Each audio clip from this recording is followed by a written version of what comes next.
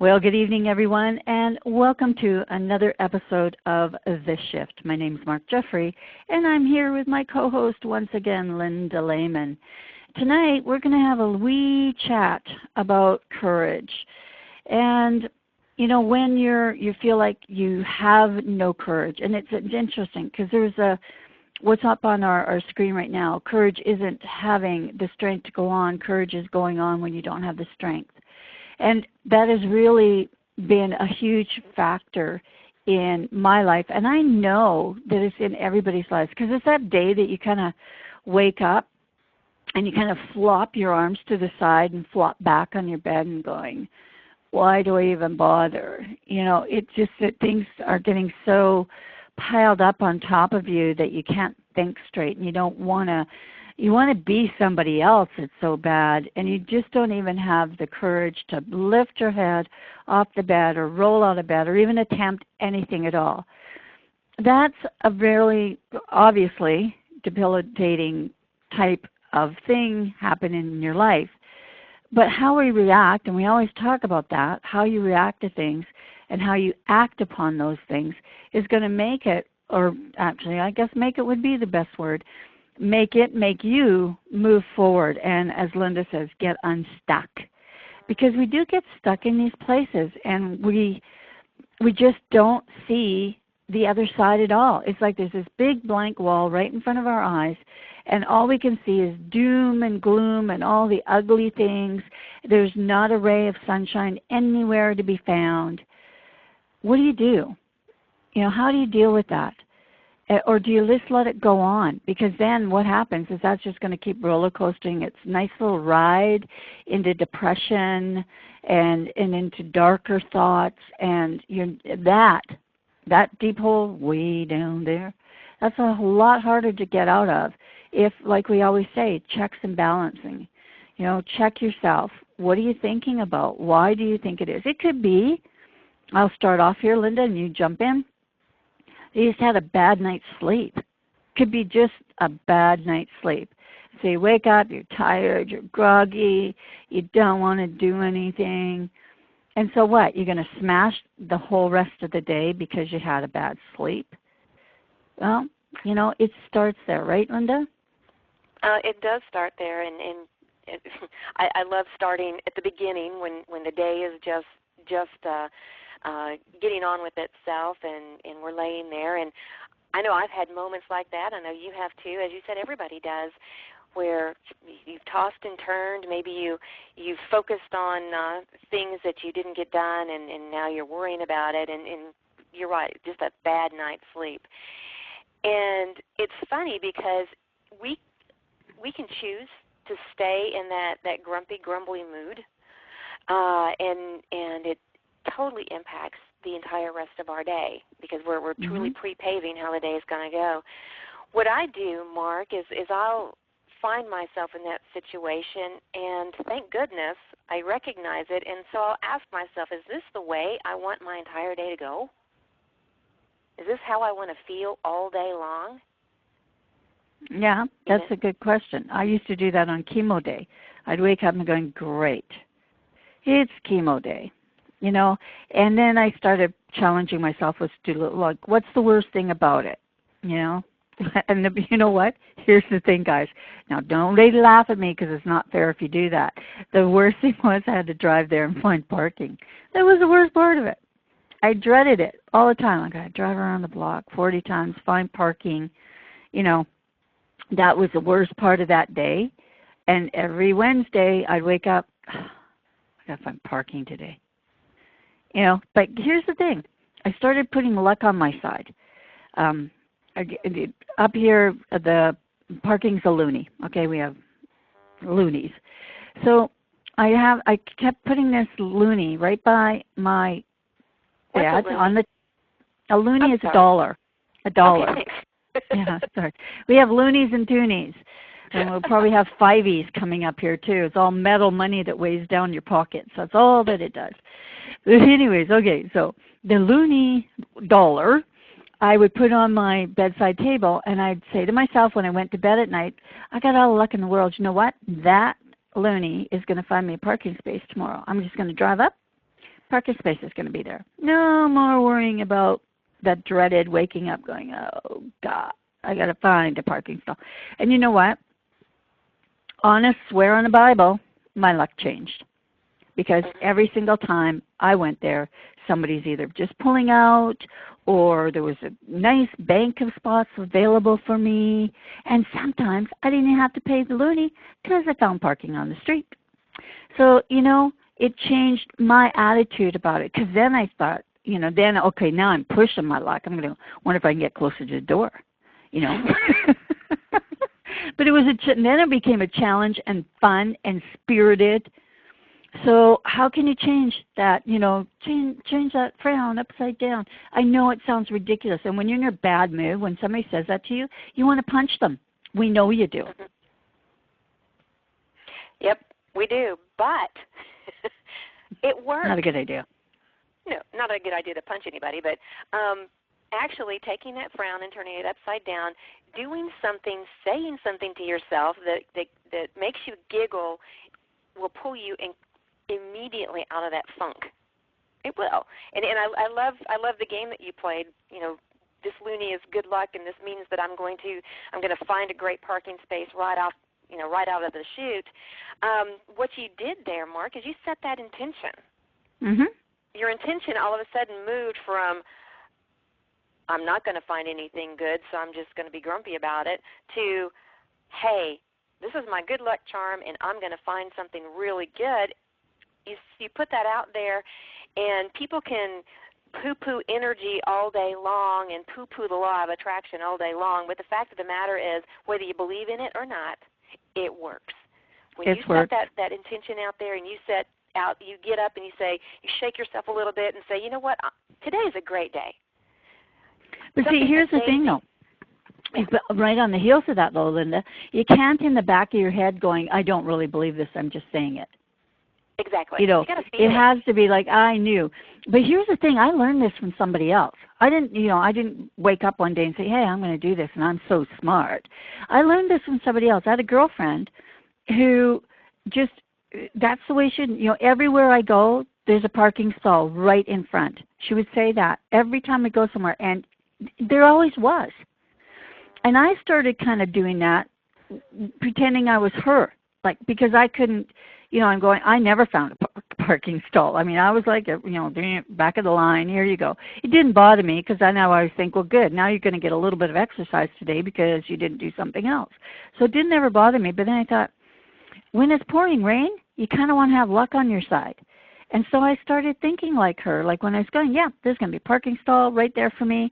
It's going to be good to go. And, the first couple of times it didn't work. So, of course, I could have lost my faith, right?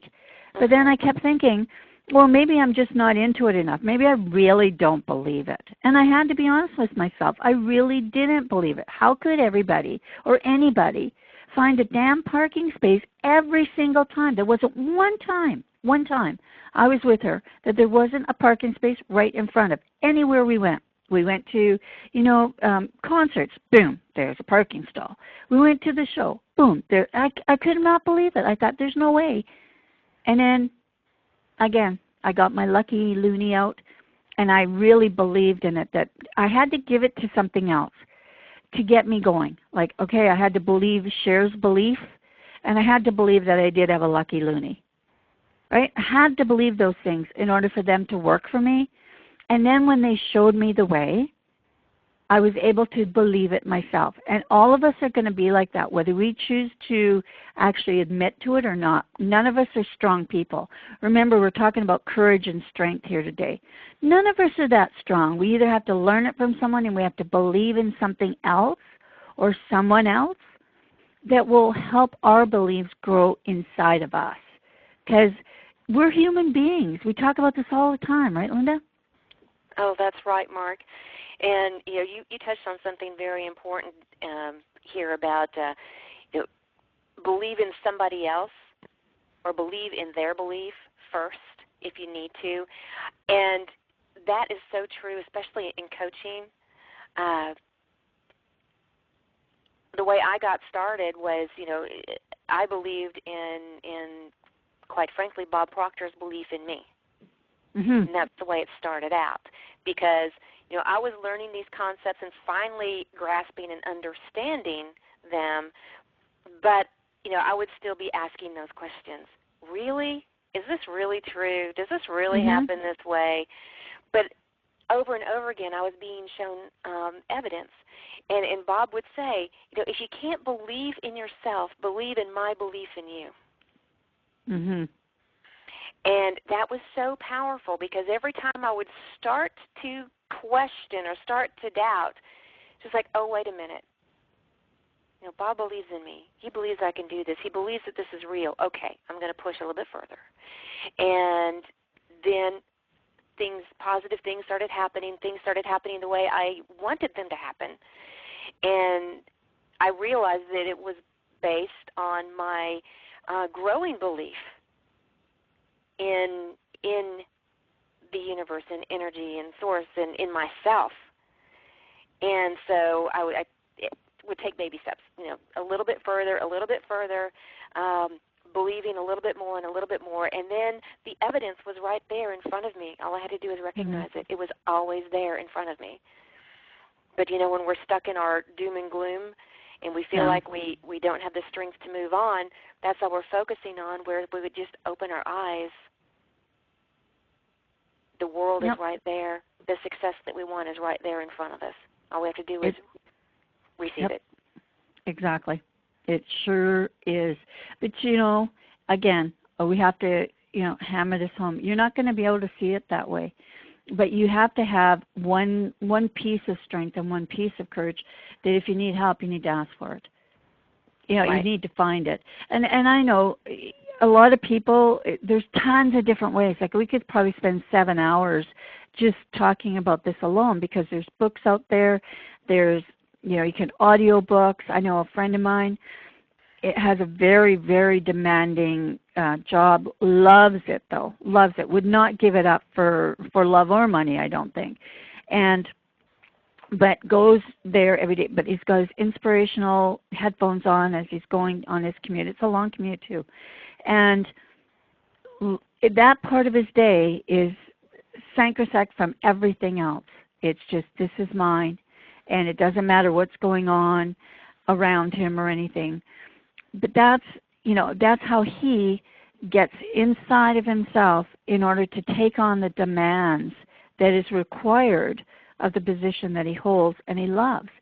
Now, if he didn't like his job, I'm certainly sure that wouldn't be the case. It would be like, no matter what you do, if you don't like something, if you feel like you're burdened down with things, you got to look at and we talked about this, I don't know, a couple sessions ago about fixing it, right? If you can't fix it, and you can't fix it, and that means you're taking every remedy you can to fix it. If it all fails, you need to move. Like, you need to move out of that relationship, out of that job, or we have a lot of entrepreneurs that listen to us every week. Some people are just not cut out for that. It's demanding of your spirit. It's demanding of your heart. It's demanding of everything you have in you, because it's all you. It's all you. And, you've got to go out there and find yourself a good mentor, and you've got to follow them, and you've got to do all of these things. It's a demanding thing. And if you're not stable, happy, healthy, you're going to find it even more difficult to do. And I think, I don't know, Linda, what's your opinion on this? I think entrepreneurship, people fall into the depressive state much, much sooner than if they were to have a regular 9-to-5 job where they know really, above all else, they will get a paycheck. What do you think? No, I agree, Mark. And I think that's why a lot of people even stay in jobs that they don't necessarily like, because they're not willing to give up what they view as security, even though in the corporate world there really is no security. Companies are downsizing all the time, and you may think that you're secure, but you're really, really not. But it does, when you're in the moment, give you that additional, I guess, feeling of security, so you are less likely to get panicky and depressed. as fast as you would if you're stepping out on your own into entrepreneurship, because it's all you. It's all on your shoulders. Mm-hmm. And if you view you're viewing entrepreneurship in oh no, I have to do this, or I'm not going to have money coming in. In other words, you're in a what I would call a poverty mindset, a lack and limitation mindset, because you think that there's a limitation to what you can do right now. Then you either need to get a mentor or go into something else, or at least something else part-time, because as long as you're feeling that lack, as long as you're feeling that panic, that you may have $30,000 set aside today, but then you start calculating and you say to yourself, that's going to run out in 6 months. Yeah. Yeah. That you brought up something perfect right there, Linda, is that we're already expecting to fail. Right. When you say those words, this will run out in 8 months, you're done. You've already set yourself up for failure. You can't even go there. Oh my God, Linda, thanks for bringing that up. Yeah, you're welcome. I see it so many times. People say, well, I've only got this much, and so that's going to run out here. Well, they're not thinking about and putting their energy on what they're doing to bring more into their lives. Nope, they not forgot at all. about that part. Yep. No, let's see, I'm going back because I was trying to think. I'm very logical about things when I'm making business decisions. So when I first started working online, it took me a lot of courage. And because I didn't know these people, okay, and I'm a creature of comfort. I like my comfort zone. And most of you, anybody who knows me knows that's a pretty wide comfort zone. But the thing is, when it came to the internet and online marketing, I didn't know these people. Not like when I was going out and leasing a building and I was hiring people to work in my shop and doing those things. I had a control over what happened because I chose it. But when I stepped out onto the other side, I'm going, okay, now you have all the control because you have the product, you have the training, you have this, you have that, and I felt that I had little control. And it took me, I was afraid of that, afraid of not being able to control my own destiny as I had in the past. Every step I took previous to this was on my own terms in my own way. And I somehow in my head, I said, well, no, they have all this control. And it took me a while to figure out, no, you still have the control.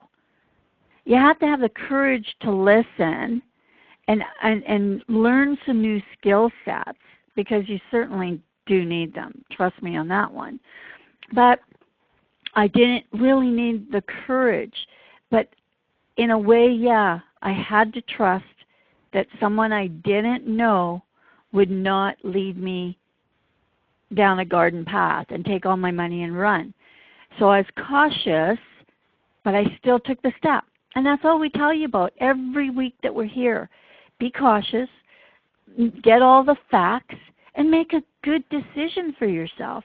And that's courage, because that's strength. And you don't have to be, pulling somebody out of a burning building. That's courage in itself, obviously. But the little courage and the little strength of just like, I'm laying on the bed, it's gloomy out, going to rain today, I've got to go outside, I don't feel like going for my walk because I'm going to get wet. And it was funny because this just brings up an image right in my head of when I was in Orlando, Monsoon Mark was there.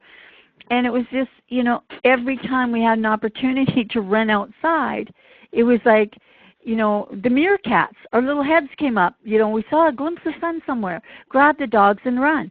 And so sometimes you have to work that quickly and that fast. When you see a ray of sunshine, you got to be ready to go and take advantage of it. So I know that kind of wandered a little bit, but I'm hoping you guys kind of got the connection. I think it was marvelous, Mark. There's two key points there that you talked about. One is believing again and having faith, because a lot of times when we're taking that step out in the sunshine, you brought up during monsoon mark, we thought, okay, now's our opportunity to walk the dogs. Yeah, well, we did it in faith, and sometimes it worked out great where it was dry, and other times, we walked in the rain. It's just the way it was. But the other thing is taking a risk. Now, there's a difference between a foolish risk and a calculated risk. Exactly. And so I encourage everyone to take those calculated risks. In other words, do your homework. Do your research. And I think a really good example of this, and I'll try to make the story short, is when I was much, much younger, I was a part of the Girl Scouts, but we did a lot of fun stuff. We did camping, and every weekend we were out doing activities. It wasn't like we were sitting and just sewing all day or whatever and selling cookies.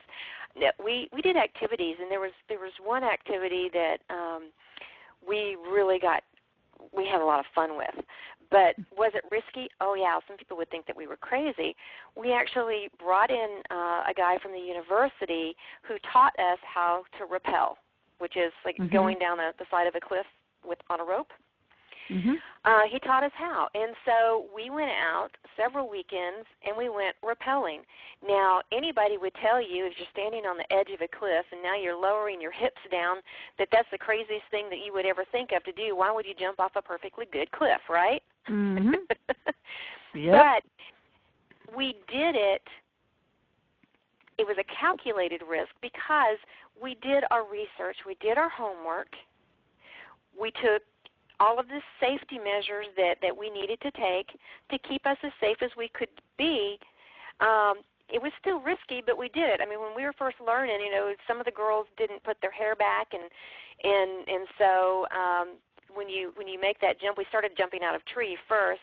You make the jump, let the rope slide, and if your hair was flying, it might get caught up in one of the carabiners, and then you're going like, ow, I'm stuck. Yeah. But, it was a risk, but we took it, and we got to celebrate such wonderful wins because we did it. Yep. It's funny, too, because I used to do a lot of rock climbing. and interestingly enough, my sister and I had gone to, just on the heels of that little thing, we had gone, where were we? Mexico, and we were going climbing. And I was looking at, the guy setting up the equipment, and I was used to, working with the people that I work with. They're very experienced climbers, but these guys look like, not to say anything bad, just little Mexican guys with their little sun hats on, and I'm thinking, well, I don't know, if my equipment's going to be, it gave me a little bit of a fear that, maybe this isn't set up the way that I want to, right? And it was interesting because I was just watching them, and he had said, and we were speaking Spanish, but he says, like, you look like you're concerned. And I just said, I am, because I don't want to offend you. And he goes, watch this. The guy was like a mountain goat, up and down. He said, I'll catch you, you fall. He didn't even have anything. I'm going, all righty then. And again, I got my confidence because he registered my feelings, he recognized them, and just gave me what I needed to have confidence in that. Now, I would have done it anyways, but I know deep down I would have been, better make sure that I've got a better hand grip and a better foot grip. Maybe I should look for a better one. I would have been so conscious of making different moves that would naturally fit the climb of my body, I probably would have fallen, because I wasn't working within my natural state. And that's what we do when we spin out of control.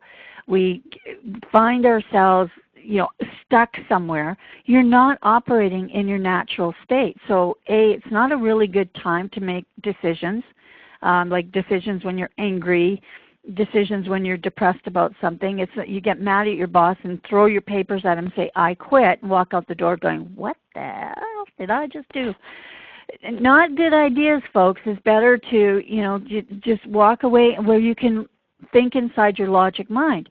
And there again, I mean, it's great when you have, I know Randy and Linda, they have a great relationship that both of them can come home and talk about it, and talk about, what hurts them. And how they mend each other. Like watching them work together is hilarious for me, because they don't even recognize what they do half the time, being the yin and the yang of each other. And that's a person that you want in your life, whether it's your best friend. I know I have a best friend like that, or your partner. You know, it can be somebody that when you're out of your element, you have somebody that you can just come to and say, okay, I'm smoking hot, I'm 18 with a bullet, and I need some help here. Yeah? Mm-hmm. Oh, yeah, most definitely. Like that day we talked about a few weeks ago when I was totally irrational and letting anger take control, and I was running up and down the stairs trying to cool off, and then I think Randy was laughing at me. But it worked, and then I went, oh, I need to have a little time out, go inside, be quiet for a while, and then I came out fine. But it was just like, But you're right. Sometimes we need that extra support for us to find our own strength to calm down. Yeah, and you know what's funny? I know you kind of get mad at somebody when they laugh at you, when you're in the throes of anger or whatever it is, or you just hit your hand with a hammer and somebody just falls on the floor laughing at you. But 3.5 seconds later, you're doing the same thing. You know, so because it will trigger, and you know, you don't appreciate him in that 1 second of time, but then when you look at him, how can you not? You know, they're not. Well, yeah, they are laughing at you, but and duly, of course, they should. I mean, you know, but I think that's what we'll walk out with. I know we're almost at the end of our time here, but having a lightness of heart and laugh at yourself and being just happy, being grateful for everything you have. You know, every day that goes by, I think, oh man, I've got such a charmed life. It really is. I made it through hell. I'm back on my feet. I gave up everything. I hawked everything I could to save my life, and certainly, you know, online marketing allowed me the opportunity to buy it all back and live comfortably and live on my own terms. So I definitely appreciate that this world is available to us, because otherwise it would be negotiating a new job, and you know, you're never going to get paid what you're worth for most of the things that are out there. So if you have the courage to step out of that and work for yourself, again, we don't say don't be foolish about it. Don't just quit your job and, oh, I'm going to be an online marketer, or I'm going to be an entrepreneur. You're going to have to take the logical steps, like Linda said. She's got 1 foot in the corporate world. She's got 1 foot in the online and marketing world, and moving through them with ease, because she chooses to do that. And Linda, the last word is always yours, my friend. Well, thank you, Mark. Yours was well said. But I was thinking about what I wanted to share tonight, and what I'd like to share is an affirmation that everyone can take with them. And it's a mixture. I have to give due credit. It's a mixture of Wayne Dyer and Linda Lehman. So here's your affirmation for tonight that I'm going to leave you with. The affirmation is, I feel passionately about my life and everything I do. This passion fills me with strength, excitement, and energy to do my best, to be my best, and to have the best. So on that, good night, Mark. Well, Linda, that was an awesome one. I want to hear it again, please. Okay. I feel passionately about my life and everything that I do. This passion fills me with strength, excitement, and energy to do my best, to be my best, and to have the best. Yeah. Now that filled me with my energy to go on about my evening, and I hope that it did yours. So it bared repeating. So thank you so very much, Linda, and good night, my friend. Good night.